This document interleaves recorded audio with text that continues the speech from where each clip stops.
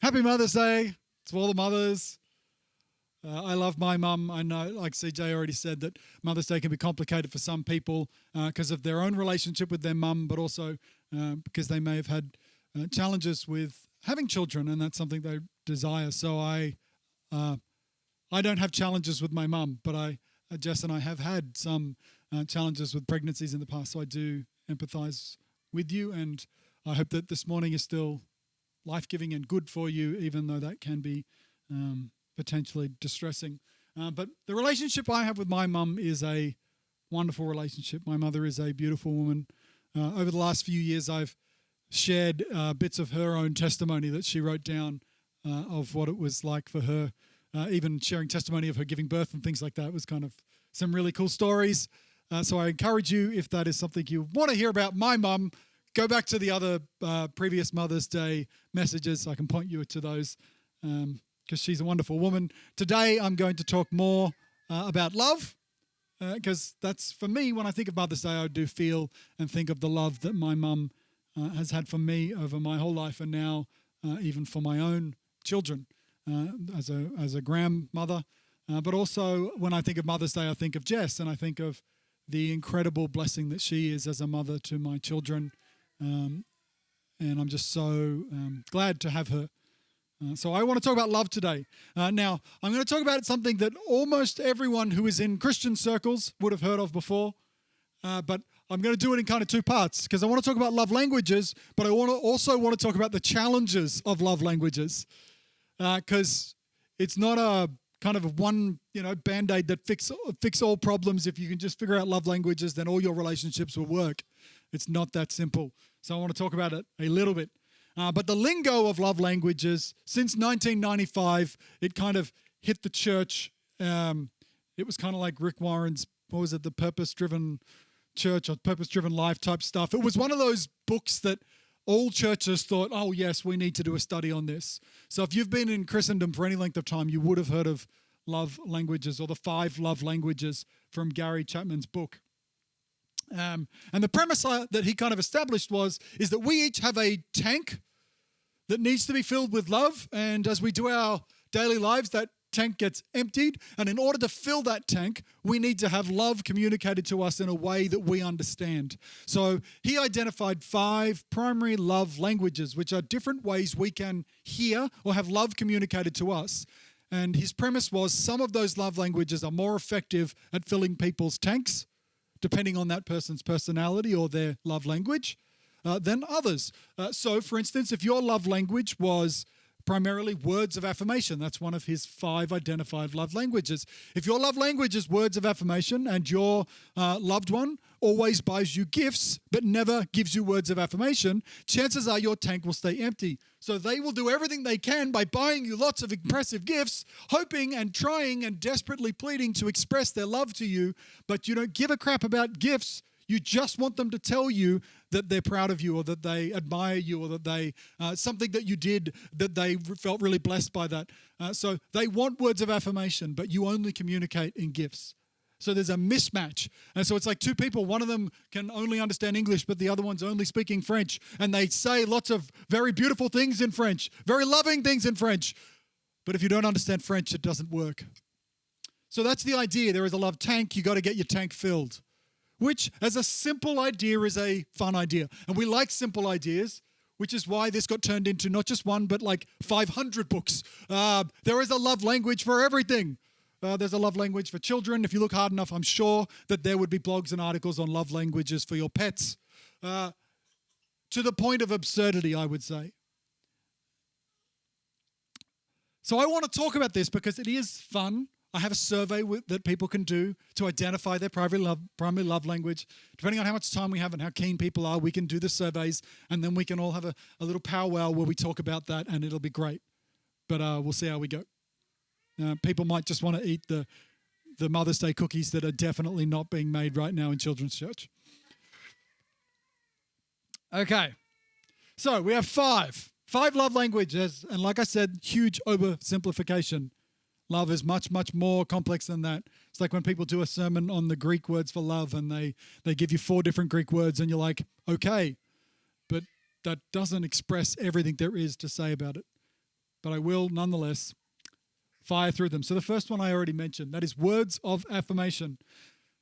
See, for some people, actions don't speak louder than words. For some people, their love language is actually hearing unsolicited compliments or unsolicited encouragement. They find the words of affirmation to be so life-giving that is what they run on. That's what fills their tank. I love you. Just saying that to a person who has words of affirmation as their primary love language will not just, like, it'll melt them, but not just in terms of emotionally or romantically, but in terms of their sense of identity and fulfillment. They need to hear words of affirmation. I love you. I'm proud of you. That's what it is that sends their spirits skyward. It's what they don't forget. They remember. You can ask them and they'll be like, yes, I remember this teacher in the second grade who said this thing to me and it's still changing my life 30 years later. That's a words of affirmation person. Number 2, quality time. So in the vernacular of quality time, nothing says I love you like full, undivided attention, which is really bloody hard to do with the internet, right? Like, it's like even now when I'm preaching to you and you're all behaving well, no one is on their telephone pretending that they're reading a Bible verse, because I'm not quoting a Bible verse right now. But some weeks I'm sitting here and I get after the service, I go on Facebook and someone is writing crap during my sermon. Full undivided attention is so difficult. I don't know about you, but I watch like Netflix or whatever and play on my phone at the same time. I can't even give my entertainment full focus. Nothing says I love you to a quality time person quite like full undivided attention. So that means TV off, fork down, shut your mouth, listen, focus, eye contact, all of the listening skills that we would love to develop. That's the thing for this person. Make time in your diary. Don't just fit them in with the rest of your life. A quality time person wants you to set aside time that is just for them. Don't postpone your time with them. Don't put them off. That's how you hurt them. If you fail to listen to them and pay attention to them and give them that attention, then that's how they will hear that as I don't love you. So make time in your diary and don't accidentally do quality time. Schedule quality time. Make it quality time. So we had words of affirmation, quality time. The third one I already mentioned. This is receiving gifts.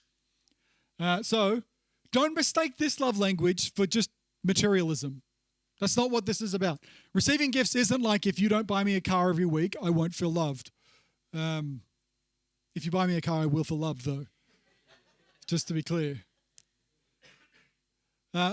For the idea of receiving gifts, it's about they thrive on the idea that you have considered them and thought about them and found something special that you believe will meet their need, that you believe will make them feel special. So it's about the hunt for the best possible, small even, not just large, but gifts that say, I know you, I see you, and I love you. You are cared for, you are prized, and I have given you thought even when you weren't there. So that means that if you miss their birthday or their anniversary, or you give them a hasty, thoughtless gift, if you give a receiving gifts love language person a gift card, that's not going to hit the spot for them. Chevelle's saying it depends where it's from. If you give me a massage voucher, not going to feel that love. Oh man, I find massages are so creepy. You go somewhere in the dark and some stranger treads on you. Everyone says I'm objectively wrong. Great. I went to a couples massage with Jess the other day. Yeah, no, because I was trying to love her and I had an awful experience. And what's worse, we weren't even in the same space. It was just a 2-for-1. It wasn't even a real couples massage. I'm like, I don't want some creepy person touching me, but at least Jess will be there. She wasn't. I still had to strip off and get covered in oil by some stranger who trod on me, and she wasn't even there to make me feel better about it. But she felt loved. It was awful. Awful experience. The thoughtfulness of a gift is what matters. The consideration of finding the perfect thing that you know will just make them feel loved. So this is where it gets weird, because you might not be a person who feels loved. Like I'm told that I'm a difficult person to buy gifts for. Because I have just enough affluence to buy all the stuff that I want, basically. So all the gifts that people could buy for me are normally like, I'm terrible. I'm the kind of person who will receive a gift and be like, this is the crap one though. Like, I'm a bad person. I know that I'm a bad person. So I can see all the looks that I'm getting right now. But that same retentiveness makes me a pretty good gift buyer. So like Jess is not particularly a receiving gifts person, but I try really hard because I buy lots of, I think, pretty good gifts for her. But it's not really my particular love language because of that retentiveness. I have found for some people the gift-giving thing, when I think of people who are real, like this is a thing that there's really important to them, you can often tell because they wrap the gifts really well. People who don't understand gift-giving, I once wrapped a Mother's Day present in an unwashed T-shirt like 20 years ago, and I still hear about it every year because my mum is a gift-giving person. She is an amazing gift-giving person. All year round, all she does is hoard up huge piles of gifts to give to everyone in my family. And then another year I was ungrateful about something. Well, no. She got the idea that I thought that perhaps there were too many presents for my kids at Christmas. So she took a whole bunch of presents out of my Christmas stocking as punishment and gave them to me the next year. She is a gift giver. And what kills is she gives great gifts. It was this beautiful knife and I had to wait a whole another year to get it. And I'm still upset about it, and she's still upset that I didn't receive gifts well, and she's still a little bit, if you're listening to this, Mum, I know you are, a little bit cranky about the T-shirt thing. People who give great gifts often wrap presents really well. That's my observation. So there are some people whose tank gets really filled by words of affirmation. Others whose tank gets really filled when you give them undivided quality time. And for some people, the thoughtfulness of beautiful gifts is what really makes them feel loved and seen. That's 3. Number 4, acts of service. Now, a lot of the people in this room have children, and a lot of the people, after they have children, all of a sudden go, yes, that is now my number one love language. Anyone who will clean up my children's crap is now my favorite person. I love them. Anyone who cleans my kitchen, I love them. Anyone who gets up in the middle of the night to deal with that child or that vomit or that whatever it is, I love them so much. I do see a shift, because one of the problems with love language is people think that it's like an archetype or personality trait that's stuck in stone. So if you particularly enjoyed one thing one time, then that is who you are for the rest of your life. It's just not true. You go through different seasons where different things mean different things to you, and I have found that acts of service, the more busy and more tired you are, the more loving you find them. Vacuuming floors can be an act of love. And now, around Mother's Day, there's also kind of a rise in kind of angry feminist posts about how we shouldn't celebrate men who just do the bare minimum. But that doesn't mean that vacuuming the floor for a husband or a wife isn't an act of love. We do these acts of service not because we want a pat on the back or an accolade or any of those things, but we do it because we want to love and serve our families and our partners and our friends. I know that when we had big pizza party on Friday, which was amazing, and there are people who consistently serve to make those things happen. And some of them get a pat on the back because they're making the food and you see it. And some of them, like Andy and Jared, just stay around afterwards and always do the washing up. These acts of service are an expression of love. So you may or may not be a person whose tank receives that particular fuel, but we need to recognize those acts of service and see them for what they are. They are kind, thoughtful, loving actions. Anything you do to ease the burden of responsibility falls into the category of an act of service. taking that task away and saying, I will do this to serve you. That is a beautiful gift. And here's the other thing, though. There is a difference between being a person who serves and being a martyr. There are some people who serve because they just want to look like they are killing themselves, and they're always sacrificing, and they're doing that for their own self-aggrandizement. They think killing themselves with acts of service is somehow going to make them feel more fulfilled. That's not an act of love in the same way. Just to try and distinguish there. Not sure if I have done that well, but acts of service are an incredible, loving action. And if that's how you receive love, oh man, when people don't help, that burns so hard.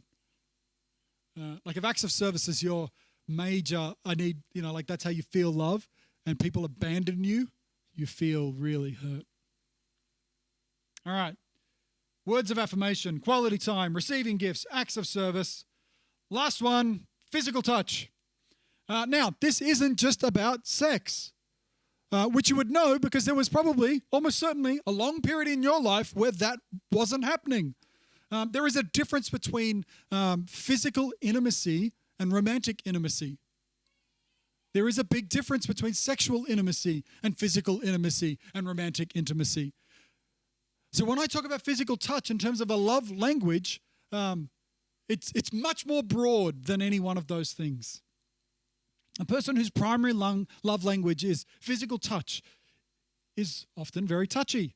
They're a person who wants to be hugged. They may be a crazy cat lady or a crazy dog man, or I don't know. I don't want to get in trouble. Because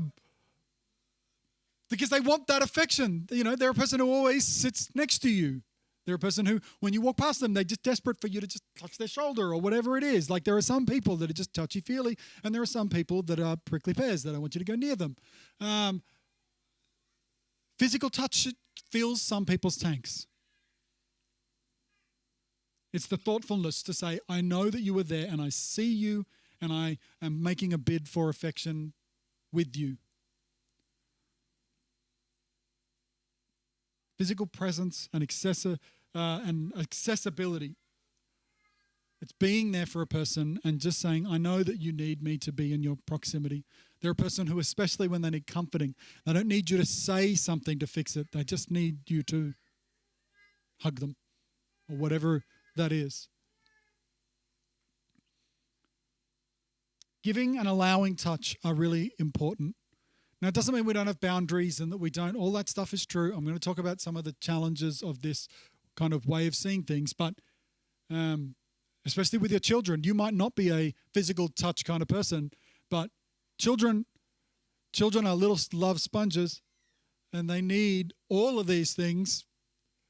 So we need to be accessible and available to have that love and comfort and words of affirmation and time and service. And kids don't even see half the love that we give them, but it's all important. One of the other ways that I like to think about love languages, instead of just like the idea of a tank that can either be full or empty with actions or words or touch or whatever it is filling the tank, is the idea that these actions, especially when you hit the right action at the right time, have a way of reducing a person's anxiety and bringing them peace. And the absence of this love will ramp a person up. But the engagement with these things will help bring a person back down again. So I think about it in terms of peace and anxiety, not just being fulfilled or unfulfilled. Now, the opposite of these things is true as well. If your love language is words of affirmation, you are going to be particularly hurt if I curse you in some way, if I speak to you in a way that is harsh or use a tone even that is harsh. That is particularly cutting to a person who has words of affirmation. Can you see how for a person who has quality time as their love language, if you keep cancelling on them or you don't make them a priority in some way, or you neglect them or ignore them or constantly on your phone with them, or that is like going to be way more hurtful for them than it would perhaps be for someone else. Because in the same way that these are the language that we are most likely to receive love, they're also the way that we're most likely to be hurt. So it's just really important that we don't weaponize love languages. Because being honest and vulnerable with people and saying, this is what I need from you. When we share our needs, it's much, much more intimate than just sharing our opinions with someone. When we share our needs, that can be used to hurt us. So we just need to be aware of that and just be kind to each other and thoughtful to each other with these love languages. So that's a basic introduction. I now have just a few notes that I want to add to that I think are really important and are sometimes left out because they don't make up for the exciting testimonial at the end of a chapter. So I just want to say these things. So the first one is this: toxic relationships don't need better love languages. They need intervention and they need boundaries. No amount of affirmation or otherwise will fix an abusive or manipulative relationship or behavior. And you should never stay silent in the hope that if you just silently submit and love back, that somehow that will magically change the person you're in relationship with. Toxic behavior absolutely needs to be called out and addressed. The second one is this: don't try to save your relationship with these 5 concepts. Healthy relationships require an entire toolbox, and this is but one simple tool. If you think that your relationship can be exclusively saved just by figuring out how to love your partner slightly better, but at the same time not addressing your poor communication or your infidelity or your other toxic abusive behavior or your other neglect, whatever, but if you just say, oh, I love you in the morning, then you are in for a whole world of pain and suffering. This is a single tool, not an entire toolbox. And relationships are not meant to become a game of tit for tat. So don't be like, well, I know your love language, and I said 3 words of affirmation, and I put my hand on your head twice. So you owe me 5 acts of service. Get in the kitchen. That is not how this is meant to work. This is not meant to be so that you can keep a tally. This is meant to be so that you can love more effectively and more efficiently. Don't use this to manipulate people that you apparently love into behaving the way you want them to.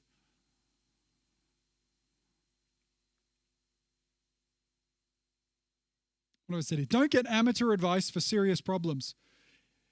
If you have like full-on, top-shelf professional problems in your relationship, go to a professional counselor to sort them out.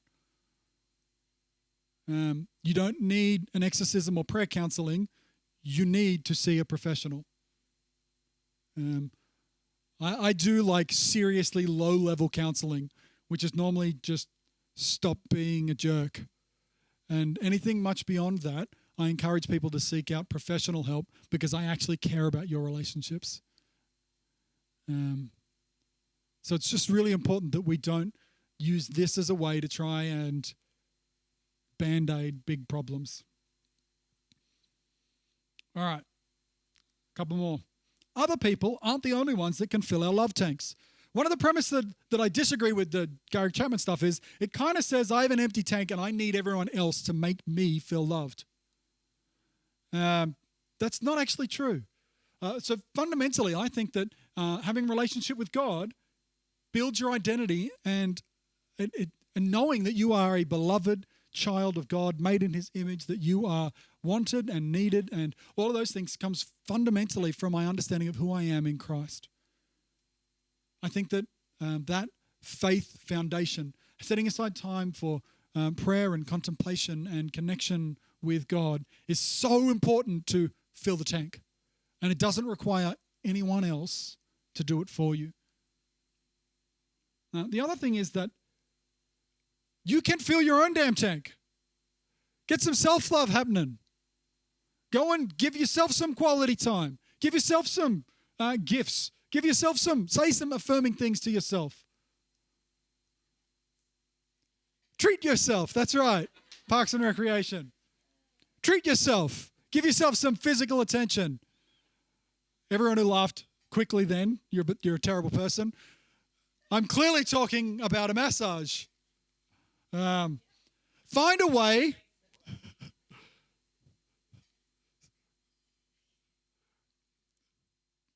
We can explain that to some people later. Give yourself some self-love. Fill your own damn tank. Don't rely on everyone else to make you feel loved. You are so worth it. So treat yourself. Excellent stuff. Healthy self-love allows us to build ourselves up and empowers us to spend quality time alone and in prayer and reflection, to gift ourselves things without guilt. You're allowed to treat yourself. That's not against the rules. You're allowed to serve hard at the projects that give you life that you think are important. You're allowed to do those things that you think are good. You're allowed to physically care for yourself and fill your own tank. Love languages are not an excuse for being lazy in other areas of your relationship. This is not a way to tick a box and say, all right, I've done 3 nice things, and now I can be a jerk at least once and get away with it. That is not what this is about. This doesn't let you neglect being curious about the people you love and listening to them and caring for them and honoring them and forgiving them and even challenging them. Love languages, they change over time. I already mentioned this. But you're allowed to come to a place one day where you just say, you know what, I actually, physical touch was really important to me a lot. And now I have children who never leave me alone. And actually physical touch I just find overwhelming and I can't cope with it. You're allowed to say that. There's a whole bunch of mums in the room who have already filled their quota this morning with children bringing them breakfast, right? That's fine. You're allowed to say that. You're allowed to be like, nah, that area of my tank is overflowing. What I really need is someone to clean the kitchen. That's fine. Fundamentally, these are not just principles for married people. These are principles for how we love and relate to everyone. So there are ways to interpret this in terms of our intimate personal relationships, but also in terms of our workplaces and our professional relationships. People need to feel heard and seen and validated and served. And there are things here that we can take for all our relationships, not just those primary relationships. And fundamentally, love language is to use Gottman's language instead of Chapman, is to say, this is me making a bid for affection. Love languages are a way to say, I am trying to connect with you. I'm trying to love you. And so it's important as the receiver of love to recognize those bids, because sometimes the love languages will mismatch and you don't just get to say, well, I don't like your gift because I'm a selfish turd. You need to recognize that gift was thoughtfully given, and you need to recognize that bid for affection and attention and love back. This is a way for us to get better at receiving love and giving love. It's a way for people to signal their desire to connect with us and to know us deeply. So we need to see that as well as engage in that ourselves.